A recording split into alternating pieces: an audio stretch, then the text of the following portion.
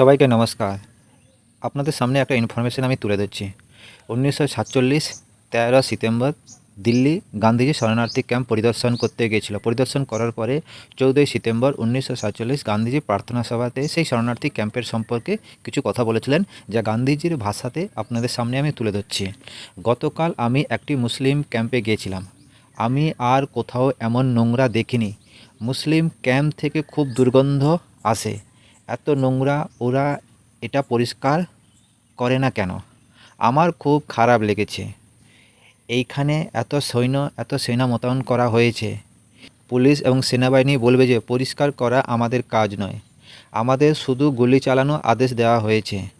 আমাদের রক্ষা করা আমাদের কর্তব্য।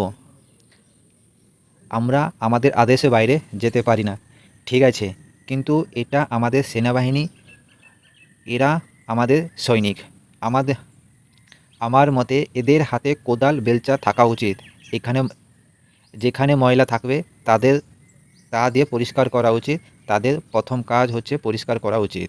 এটা আমি কোথা থেকে নিয়েছি? The collected work of Mahatma Gandhi, volume number 89, page number 206। Hindu শরণার্থী ক্যাম্পের সম্পর্কে কী রায় রেখেছিলেন, কী বলেছিলেন, তা আপনাদের সামনে গান্ধীজির ভাষায় তুলে ধরছি। এইটা আমি কোথা থেকে নিয়েছি? The collected work of Mahatma Gandhi, volume 89, page number 206। Pakistan থেকে হিন্দু শরণার্থী এলে আমরা কি তাদের কুয়ায় ফেলে দেব? কিন্তু আমরা তাদের বলতে পারি না যে যদি তোমার মনে দুঃখ থাকে তাহলে ঝাড়ু দিও না, এটা কোনো কাজে দেবে না, তোমাদের পরিষ্কার করতে হবে। আমরা তোমাদের খাবার ও খাবারের জল দেব, কিন্তু পরিচ্ছন্নতা কর্মী দেব না। এই ব্যাপারে আমি খুব কঠোর হৃদয়।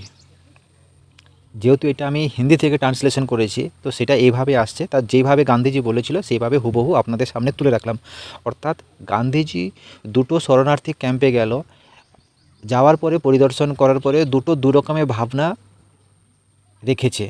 তো এটা একজন মহান ব্যক্তি দু রকমের ভাবনা কী করে রাখতে পারে? বাকি আপনারা যেটা ভালো বুঝবেন সেইভাবে সেটা রায় করবেন।